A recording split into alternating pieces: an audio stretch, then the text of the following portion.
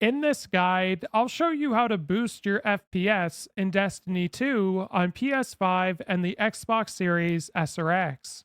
So the first thing you want to do is press start on your controller, and then have a look in the top right corner and navigate over to the settings cogwheel.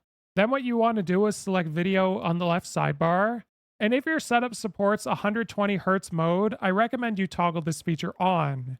This is going to give you 120 FPS when playing in Crucible, which is the PvP multiplayer. Now, in addition to that, you'll also see field of view just beneath this, and this is essentially how much you can see on your screen. So if you turn this setting up, you are going to be able to see a lot more on your screen. However, this will affect performance.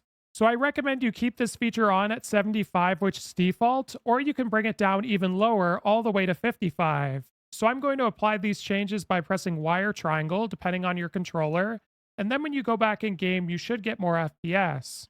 If this guide was helpful, like and subscribe, and we'll see you in the next one.